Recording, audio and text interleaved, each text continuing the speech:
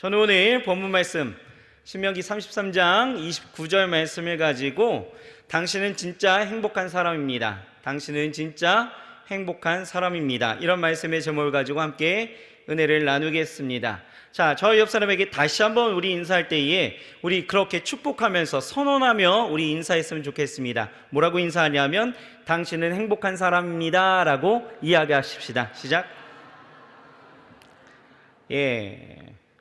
여러분, 젊은 베르테르의 슬픔, 파우스트의 작가 누구죠? 요한 볼프강 폰 괴테이죠. 이 괴테는 셰익스피어, 세르반테스의 버금가는 문학가였고 철학자였고 작센 바이마르의 그 공국의 재상을 지낸 사람이었습니다. 이 사람은 당대 가장 행복한 사람이라고 불릴 만큼 그러한 삶을 살았다라고 평가되어지지만 이 괴테가 세상을 떠나면서 아주 충격적인 말을 우리에게 남기게 되어집니다. 그가 뭐라고 했냐면 이렇게 이야기를 했더라고요.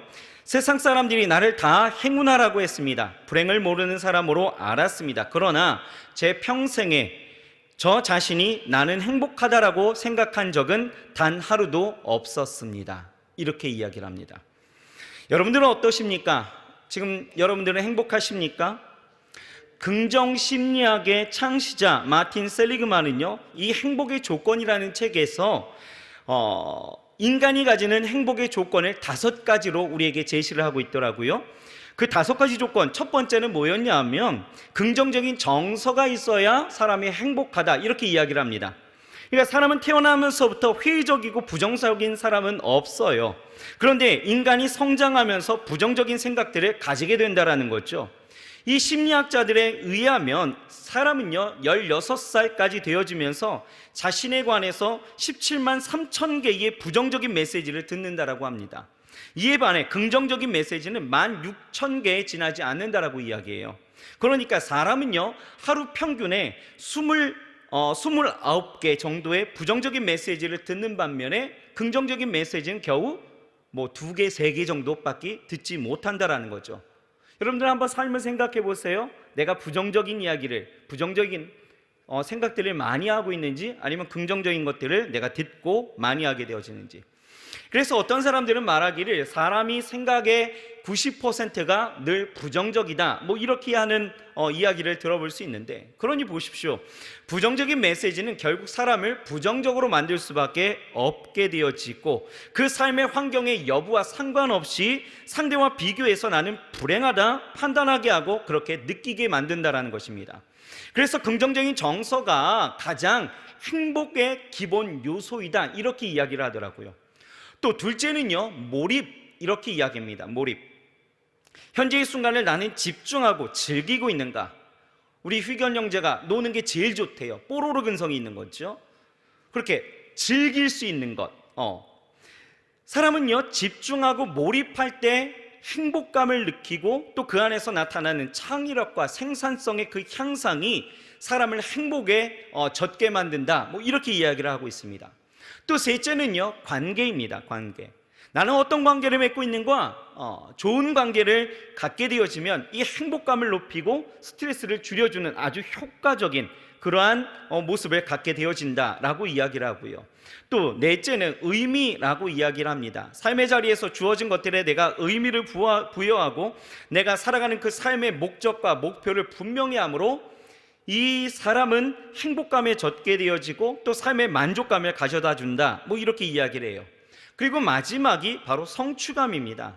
사람이 목표를 정하게 되어지고 자신의 능력을 발휘해서 무엇인가를 내가 달성하게 되어질 때, 이루게 되어질 때 사람은 행복하게 되어진다, 이렇게 이야기를 합니다.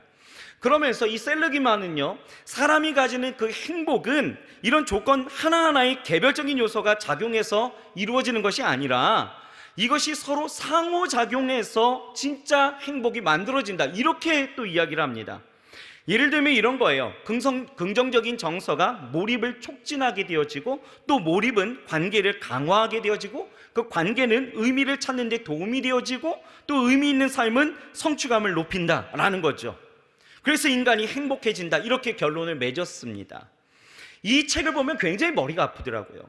여러분, 이런 복잡한 관계 구도가 아니라도 여러분, 우리는요 살아가면서 자신만이 가지는 어떤 기준에 의해서 자신이 행복한지 아닌지에 대해서 결정하는 모습들을 우리는 분명히 보고 있다라는 것입니다.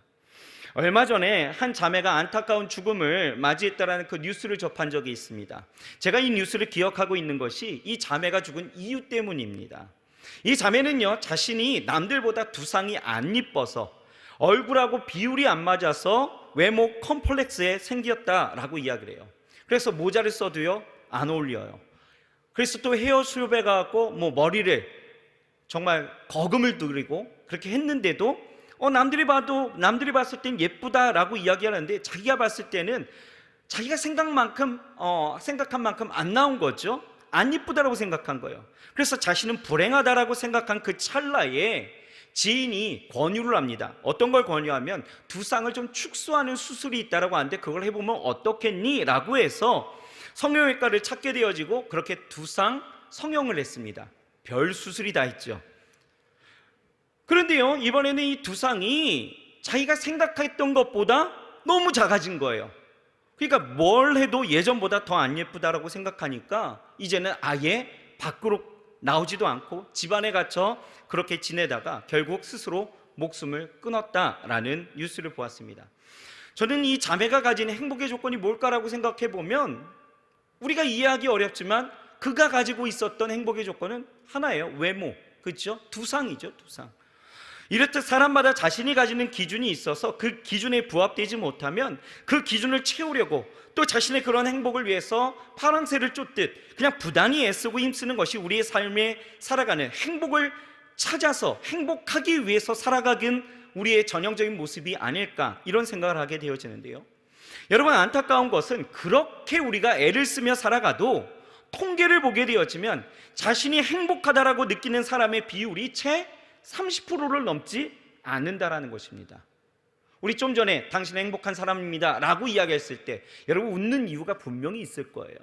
난 안 행복한데 이렇게 생각하는 사람들이 있었고요. 웃기시네 이렇게 생각했던 사람들이 분명히 있을 거라 생각하는데요. 여튼 다시 말해서 10명 중에 7명은 내가 행복하지 않다라고 생각한다라는 거죠. 그렇게 부단히 애쓰면서 살아가는데, 그런데요 여러분 오늘 본문을 보세요. 오늘 본문을 보면 이 모세가 광야가 어떤 곳입니까? 아무것도 없는, 그래서 어떤 희망도 행복도 찾아볼 수 없는 정말 그곳에서 40년간을 살아왔던 이스라엘의 출국 2세대들에게, 그리고 이제 약속하신 하나님이 약속하신 그 가나안 땅이라는 그 젖과 꿀이 흐르는 그 약속의 땅을 들어가야 되는 그런 상황 가운데서 이제 그냥 무혈입성하는 것이 아니라 가나안의 수많은 대적들과 싸워야 되는 전쟁을 앞둔 이들에게 모세가요 느보산에 올라서 유언과도 같은 이 말씀을 한다라는 거예요. 근데 굉장히 충격적인 것이 무엇이냐 하면 모세가 그런 이스라엘에게 뭐라고 이야기합니까? 29절에 그렇게 이야기하죠. 이스라엘이여 너는 행복한 사람이로다 라고 이야기하는 거예요. 여러분 상황을 생각해 보십시오. 지금 그들은요 여전히 광야에 있습니다. 벗어나지 않았어요. 또 그들이 마주한 이 가나안이라는 땅의 그 첫 성은 철옹성입니다. 들어갈 수 없는 성이에요. 가나안은요 이스라엘을 환영해 주지 않았다라는 거죠. 그냥 열어주지 않았습니다. 전쟁을 치러야 되는 상황이에요. 여러분 전쟁이 얼마나 무서운지 아시잖아요. 그런데 그런 이스라엘이 행복한 사람이라고 이야기하는 거죠. 여러분 이 말씀은요 사실 우리에게 하시는 말씀입니다. 지금 우리에게도 똑같은 말씀으로 선포되어지고 있고 동일하게 적용할 수 있다는 거죠. 여러분 우리도 그렇지 않습니까? 나의 행복의 조건을 우리는 환경과 조건에서 찾고 그것에 기준이 되어져서 삶이 행복하다 그렇지 않다를 생각하는 거 아니겠어요? 지금의 우리의 삶을 보세요. 얼마나 어렵습니까? 산 넘어 산 아닐까요? 대학 가는 것이 굉장히 어렵죠. 어렵습니다. 여러분 가고 싶은 대학 가셨습니까? 아니잖아요. 성적 맞춰 가신 분들 굉장히 많이 있잖아요. 대학 가는 거 어려워요. 취업하는 거요? 더 어렵습니다. 그러니 결혼도 포기하죠. 욜로를 포장한 이 혼밥 세대가 등장하면서 굉장히 우리 젊은 세대가 외롭게 살아가고 있습니다. 이런 인생을 누가 행복하다라고 이야기할 수 있습니까? 그런데 오늘 성경은요, 그런 인생을 사는 우리에게도 동일하게 말씀하시는 것이 뭐라고 이야기하느냐? 너는 행복한 사람이야, 이렇게 말씀하시는 거예요. 여러분, 이거 인정하십니까? 여러분, 행복하십니까? 아멘 하면 설교가 더 안 되잖아, 그죠? 여러분, 우리가 행복함을 느끼지 못하는 경우들이 너무나 많다라는 거예요. 행복하다라고 나는 느끼고 싶지만 행복한 사람이 아니라고 느끼며 살아가는 것이 우리의 삶이라는 거예요. 그런데 우리에게 뭐라고 이야기하냐? 넌 행복한 사람이야, 그래도 넌 행복한 사람이야 라고 이야기하시는 거예요. 왜 우리는 행복한 사람입니까? 오늘 이걸 좀 같이 알아가길 원합니다. 자, 간단하게 살펴볼까요? 그 이유에 대해서 모세는요, 오늘 이 짧은 절이지만 우리에게 강력하게 메시지를 주고 있다는 거예요. 자, 첫 번째, 여러분, 우리는 왜 행복한 사람입니까? 하나님이 우리를 구원해 주셨기 때문에 우리는 행복한 사람입니다. 본문을 보면 이렇게 나와 있어요. 여호와의 구원을 너같이 얻은 백성이 누구냐라고 이야기하죠. 무슨 얘기입니까? 여호와께서, 하나님께서 나를 구원하셨다라는 거예요. 여러분, 구원이 무엇입니까? 구원은요, 당겨서 건져내다, 이런 뜻이에요.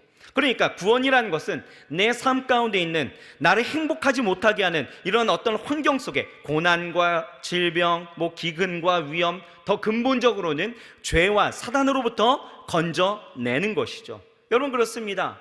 하나님은요, 우리를 구원해 주신 하나님이셔요. 믿으십니까? 우린 첫사람 아담으로 인해서 죄로 뒤덮인 인생일 수밖에 없는 거예요. 그래서 늘 죄의 영향 아래 살아갈 수밖에 없는 그런 존재입니다. 그건 내가 인정하든 인정하지 않든지 간에, 여러분, 우리는 아담 이후에 태어난 사람들이기 때문에 누구나 죄 아래 살아갈 수밖에 없는 거예요. 죄의 영향 아래 살아갈 수밖에 없어서 그 저주와 죽음을 맞이할 수밖에 없는, 그렇게 해서 인생의 종국이 처참할 수밖에 없는 인생이었는데, 하나님은요, 아들 예수 그리스도를 우리에게 보내주심으로부터 이 죄로부터 우리를 구원해 주셨고, 그렇게 우리는 구원받았다라는 거죠. 여러분들이 어떤 행위나 어떤 값을 주고 구원받은 것 절대 아닙니다. 단지 나는 믿음으로 말미암아 구원을 받았다라는 거예요. 하나님이 내게 요구하신 것은 다른 것이 없습니다. 믿음이었어요. 믿으면 구원받았다라는 것이죠.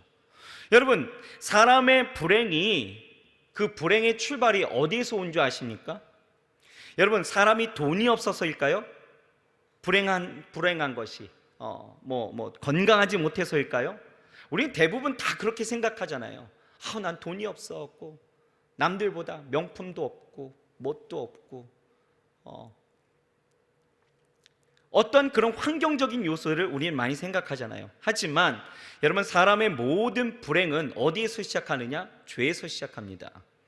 여러분, 죄 때문에 죽음이 온 거예요. 죄 때문에 양심의 번민이 왔습니다. 죄 때문에 고독이 온 거예요. 죄 때문에 두려움이 왔죠. 죄 때문에 죄책감이 왔고, 죄 때문에 가난과 또 부끄러움이 왔다라는 거. 그러니 여러분, 근본적으로 우리가 죄에 대한 문제를 해결하지 않는 한, 아무리 돈이 많다 할지라도, 부유하다 할지라도, 풍요롭게 된다 할지라도 그 누구도 행복할 수가 없는 것입니다.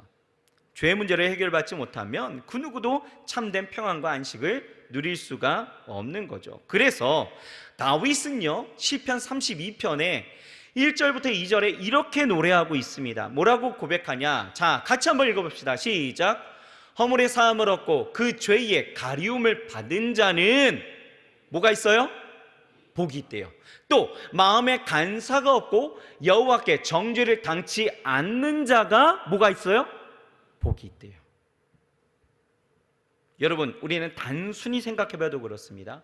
아무리 명예가 있고 돈이 있다 할지라도, 건강이 있다 할지라도, 여러분, 죄를 짓고 여러분 이 감옥에 가 있으면 이 사람이 행복할까요? 아니잖아요. 그 죄의 이 처절한 상태를 이 다윗이요, 뭐라고 어떻게 표현했냐면, 이 시편 32편 3절 4절에 이렇게 이야기합니다. 내가 토설치 아니할 때에 종의 신음함으로 내 뼈가 쇠하였도다. 주의 손이 주야로 나를 누르시오니 내 진액이 화하여 여름 가물에 마름같이 되었나이다. 고통이 이루 말할 수가 없다라는 거죠. 죄로 인한. 여러분, 우리가 여기서 분명히 알아야 되는 것은요, 행복한 사람이라는 것은 죄가 없는 사람이 아닙니다. 그러면요, 행복한 사람은 죄가 있지만 용서받은 사람, 구원받은 사람이 행복한 거예요. 그래서 사도 바울이요, 로마서 4장 6절에서 8절 이렇게 고백합니다. 같이 한번 읽어봅시다. 시작. 이란 것이 없이 하나님께 의로 여기심을 받는 사람의 행복에 대하여 다윗이 말한 바 그 불법을 사하심을 받고 그 죄를 가리우심을 받는 자는 복이 있고 주께서 그 죄를 인정치 아니하실 사람은 복이 있도다 함과 같으니라. 여러분, 이렇게 우리가 하나님 안에서 용서라는, 죄사함이라는 그 구원을 우리가 받게 되어질 때에 우리가 진정으로 우리는 행복한 사람임을 우리는 깨달을 수 있어야 된다는 거죠. 우리를 그렇게 용서하시는 하나님은요, 우리의 어떤 수고를 요구하시지 않습니다. 우리에게 찾아와라, 나에게 와라 라고 말씀하시지 않아요. 여러분, 하나님이 어떤 하나님이신 줄 아십니까? 용서하시는 하나님은 찾아오시는 하나님이십니다. 여러분, 신명기 33장 2절을 보면요, 이렇게 말씀하셔요. 일러스되 여호와께서 시내에서 오시고 라고 말씀하고 있어요. 세일산에서 일어나시고 바란산에서 비추시고, 하나님은요 오시는 분이라고 말씀하고 있어요. 우리가 찾아가지 않아도 먼저 오시는 분이시라고 말씀하시는 거예요. 보세요, 아담과 하와가 범죄했을 때 그들이 먼저 하나님 앞에 나아갔나요? 아닙니다. 하나님이 찾아가셨다는 거예요. 아브라함이 범죄했습니다. 이때에도 여전히 하나님은 찾아가셨습니다. 야곱이 범죄하고 도망하였을 때에도 그 베델에서 하나님은 그를 찾아갔다는 거예요. 모세가 범죄하였을 때에도 하나님은요 그 광야 가운데 있었던 모세를 찾아가십니다. 베드로가 예수님을 저주하고 도망갔죠. 이때에도 예수님은 베드로를 찾아가십니다. 여러분, 우리에게 오셔서 우리에게 하시는 그 일들이 무엇입니까? 그렇게 찾아오셔서 하시는 일들, 죄를 용서해 주시는 거예요. 여러분, 마찬가지예요.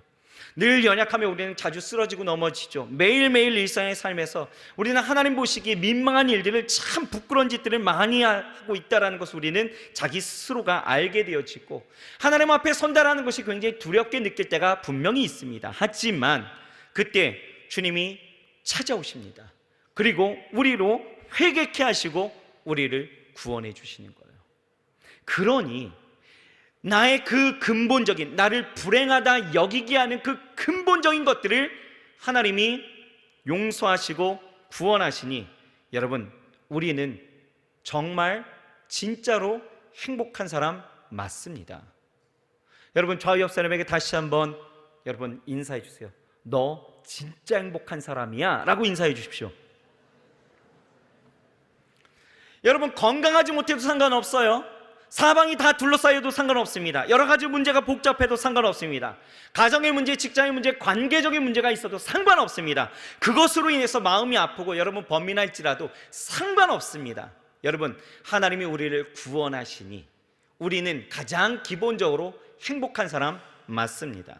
자, 두 번째는요, 여러분, 하나님이 우리를 도우시기 때문에 우리는 행복한 사람 맞다라고 이야기하는 거예요.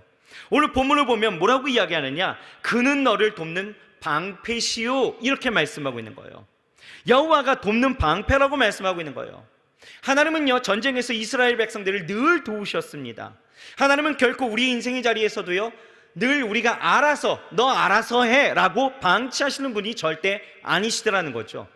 여러분, 하나님은요 우리의 삶을 늘 간섭하셔요. 그리고 도우시는 그 손길은요 마치 수술하는 그 집도이가 그 환자를 대하는 것처럼 굉장히 세밀한 손길로 우리의 삶을 돌보시고 도우시는 모습들을 우리는 경험하고 있다는 거예요.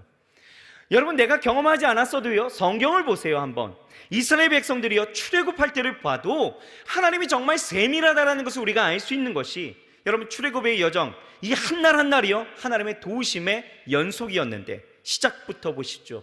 하나님은요 먼저 하나님이 잃어버린 이스라엘 백성들이 하나님을 온전히 알도록 어떻게 하셔요? 10가지 재앙을 애굽에 내리시는 거예요. 10가지 재앙을 보이시면서 하나님은요 하나님의 존재를 먼저 알리시는 거죠.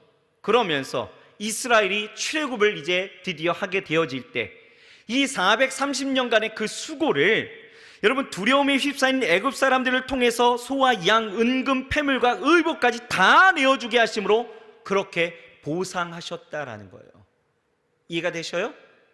그들이 나갈 때 애굽 사람들이 애굽 사람들이 모든 것을 다 내어줬다라는 거예요. 하나님이 그렇게 하셨다라는 거예요. 그리고 광야에 나올 때 이 가로막힌 홍해를요, 하나님은요 동풍을 불어서 막으시고 그들을 건너게 하시죠. 광야에서는요 물이 없을 때에 반석에서 물을 내셔서 그들의 목마름을 채워주십니다. 여러분 생각해 보세요. 그냥 우물 쫄쫄쫄쫄 나오는 어떤 그러한 샘물이 아니었다라는 거예요. 터져 나오는 물이었다라는 거죠. 왜요? 이스라엘 백성들이 몇 명이었습니까? 몇 명이었어요? 적어도 250만, 그죠? 적어도 250만. 어마어마한 숫자입니다. 거의 300만에 달하는 그 사람들이 목마름 없이 광야에 있으려면 여러분 그냥 조금 나오는 그런 물, 수도가의 물, 이거 안 되는 거예요. 그러니 여러분 보십시오. 그곳에서 광야에서 목마름 없이 지냈다? 어마어마한 사건이 일어난 거 아니겠어요? 그런데 또 먹을 것이 없을 때는 어떻게 되어집니까? 매일매일마다 안식일을 제외하고는 매일 하나님의 만나와 메추라기를 꼬박꼬박 주시는 거죠. 그렇게 하나님은 40년간을 저들을 고아처럼 내버려 두지 아니하시고 매일매일 간섭하시면서 도우시면서 인도하셨다라는 거예요. 왜요? 왜 도우셨을까요? 단 한 가지, 사랑하셨기 때문이죠. 신명기 33장 3절을 보면 뭐라고 이야기하냐? 이렇게 말씀하십니다. 여호와께서 백성을 사랑하시나니, 사랑하시는데요, 모든 성도가 그 수중에 있으며 주의 발 아래에 앉아서 주의 말씀을 받는도다. 하나님께서 사랑하셨기 때문이다라고 이야기하는 거죠. 여러분, 하나님으로부터 사랑받으니 여러분 얼마나 행복했겠습니까? 여러분 우리 그렇잖아요.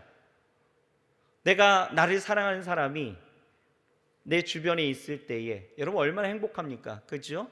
뭐 부모님으로부터, 친구로부터, 동료로부터, 스승으로부터 사랑을 받으면 얼마나 행복해요. 하물며 우리를 사랑하시는 그 하나님께서 우리에게 도움의 손길을, 그리고 그 사랑의 손길을 펴신다? 여러분 이것은 우리가 충분히 행복해야 될 조건입니다. 그런데 중요한 것은요, 하나님의 도움이라는 것은 어떤 일시적이지 않다라는 거예요. 절대 변하는 도움도 아니다라는 거죠. 여러분 사람이 도울 때는 그렇습니다. 상황과 여건에 따라서 도움이 일시적일 수도 있어요. 그리고 또 변하기도 하죠. 그러니 여러분 보십시오. 금리도요 계속 바뀌는 거예요. 우리를 돕는다라고 이야기하면서 금리는 맨날 바뀌어요. 금리도 바뀌는데 여러분 하나님은 변하지 않으신다는 거예요. 여러분 우리 하나님은요 우리와 영원토록 함께 하시면서 우리를 도우신다라고 말씀하고 있어요. 여러분 이사야 선지자를 통해서 우리에게 약속하신 내용을 우리 같이 한번 읽어봅시다. 이 말씀을 좀 읽어보시면 여러분들이 하나님이 어떤 하나님이신지를 좀 깨달을 수 있을 것 같아요. 자, 우리 천천히 이사야서 41장 8절부터 13절 같이 한번 하나님의 약속을 읽어보십시다. 시작. 그러나 나의 종 너 이스라엘아, 나의 택한 야곱아, 나의 벗 아브라함의 자손아, 내가 땅끝에서부터 너를 붙들며 땅 모퉁이에서부터 너를 부르고 내게 이르기를 너는 나의 종이라. 내가 너를 택하고 실어버리지 아니하였다 하였노라. 두려워 말라, 내가 너와 함께함이라. 놀라지 말라, 나는 내 하나님이 됨이라. 내가 너를 굳세게 하리라. 참으로 너를 도와주리라. 참으로 나의 의로운 오른손으로 너를 붙들리라.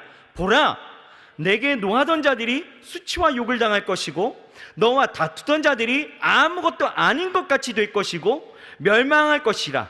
네가 찾아도 너와 싸우던 자들을 만나지 못할 것이요 너를 치던 자들은 아무것도 아닌 것 같이 허무한 것 같이 되리니 이는 나 여호와 너희 하나님 내 오른손을 붙들고 내게 이르기를 두려워 말라, 내가 너를 도우리라 할 것입니다. 도우시기 때문에 하나님이 나를 도우신대요. 나를 건지시는 거 이것만으로도 우린 굉장한 행복에 젖을 수 있는 일들인데 하나님이 나를 도우시기까지 한대요. 여러분 인정하십니까? 그러니 여러분들은 행복한 사람이에요. 여러분들 주변의 사람들이 여러분들 평생에 도울 것 같죠? 한번 보세요. 옆 사람들 보세요. 도울 수 있는 사람이긴 합니다. 하지만 사람은요, 환경과 조건에 따라서 돕지 못할 때가 더 많이 있어요. 사실입니다.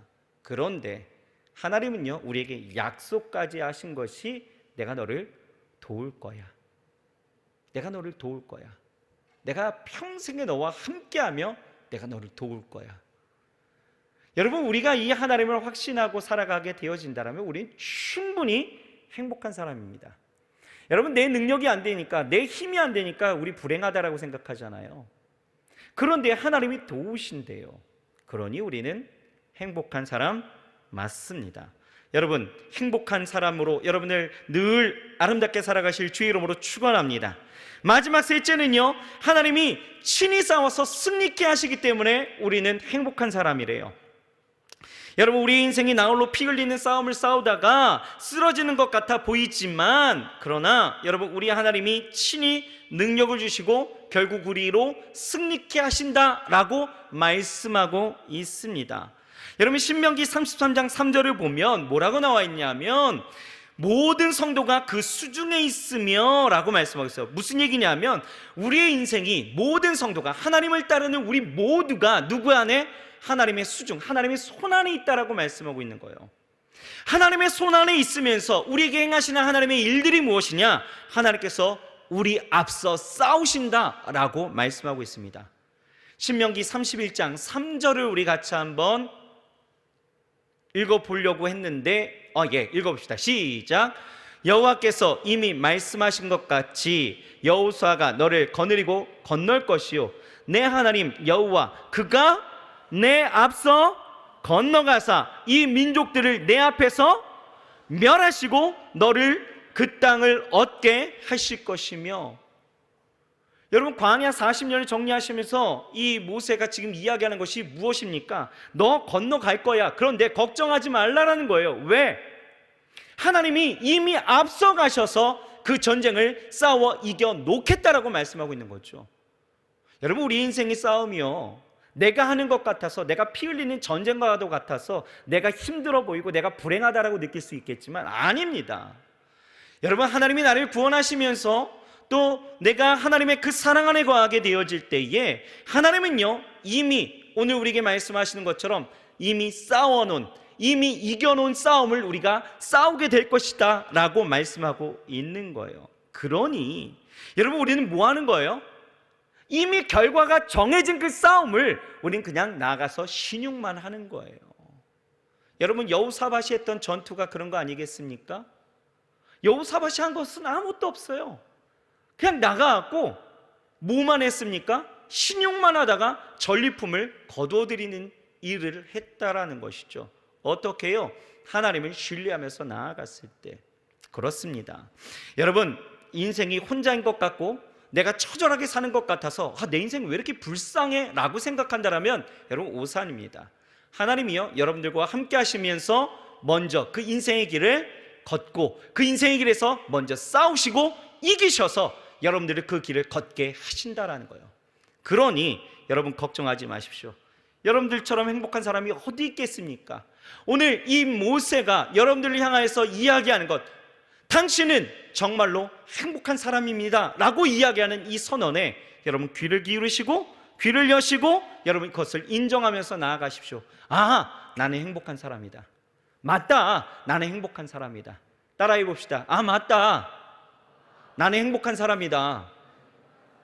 진짜십니까? 예, 진짜입니다. 나는 행복한 사람입니다. 그러니까 어디 가서요, 여러분 울상하지 마시고요, 어디 가고 쫄지도 마시고요, 어디 가고 주눅 들지도 마십시오. 여러분, 행복한 사람 맞습니다. 좀 아까 우리 영상을 봤더니 우리 진우 형제가 막 그렇게 행복한 모습, 막 끽끽대고 막 그렇게 행복한 모습. 그러니까 규호 형제가 왜 쟤는 뭐가 저렇게 행복해? 여러분, 이것이요, 세상 사람들이 우리를 보면서 느껴야 되는 일들 맞습니다. 충분합니다. 하나님이 우리를 구원하셨기 때문에, 하나님이 우리를 도우시기 때문에, 하나님이 앞서 싸워 이겨 놓으셨기 때문에 우린 충분히 행복할 만합니다. 여러분 주눅들지 마시고 어디 가서 걱정 근심으로 여러분 휩싸이지 마시고 확실히 보장받는 이 행복함 속에 여러분 기쁨과 즐거움으로 살아내시길 주의 이름으로 축원합니다. 아멘이신가요? 제가 요즘 가장 많이 하는 단어가 있습니다. 뭐냐면 확신이에요. 확신. 여러분 확신하십시오. 이런 말을 좀 많이 하는데요, 여러분 확신하십시오. 난 진짜 행복한 사람이라고, 나는 행복한 사람이라고 여러분 인정하고 확신하십시오. 그리고 여러분들의 삶의 자리에서 학교에 가서도 또 직장에 가서도 또 어디에 가서도 수영장 센터를 가셔도 뭘 어디 가셔도 늘 나는 행복한 사람이야 확신하면서 여러분 살아간다라면 여러분 세상 사람들은요 우리에 대해서 호기심을 가질 거예요. 쟤는 왜 도대체 뭐가 저렇게 행복한 거야? 여러분 보여주십시오. 살아계신 하나님이 여러분들의 삶을 도우시고 구원하시고 그렇게 승리케 하셨다는 것을 여러분 보여주십시오. 여러분들의 삶을 통해서 우리가 그것이 이 땅 가운데서 해야 될 삶의 사명입니다. 여러분 항상 행복한 삶으로 하나님이 주신 그 구원의 은혜와 축복 속에 기뻐하면서 살아가시길 주의 이름으로 축원합니다. 기도하겠습니다. 하나님 감사합니다. 우리 사랑하는 청년들이 이 세대를 살아갈 때에 삶의 환경과 조건으로 인하여서 주눅들고 걱정하고 나는 행복하지 않다라고 여기며 부정적으로 살아갈 때가 참 많이 있음을 보게 되어집니다. 다른 사람들과의 그 비교하는 그 일들 속에 나의 연약함과 나의 부족함으로 인하여 나는 불행한 사람이라고 여길 때가 너무나 많이 있음을 고백합니다. 하지만 하나님은 오늘 그러한 우리의 인생에 분명히 말씀하시는 것이 너는 분명히 행복한 사람이다라고 말씀하고 있음을 봅니다. 하나님 이 선언 앞에 우리가 아멘으로 확신하게 하시고 화답하게 하시고 우리의 삶의 자리에서 하나님이 나를 구원하시고 아버지 하나님께서 나를 도우시고 나를 승리케 하실 것을 내가 알기에 확신하기에 하나님 우리가 행복한 사람임을 우리가 인정하고 그렇게 고백하고 하나님 행복한 삶을 살아갈 수 있도록 역사하여 주시옵소서. 행복은 쾌락에 있는 것이 아니라 행복은 하나님 안에 있음을 우리가 보게 하시어 오늘 진정한 그 행복이 우리 가운데 충만하게 일어날 수 있도록 역사하여 주시옵소서. 예수님의 이름으로 감사하며 간절히 기도드렸사옵나이다. 아멘.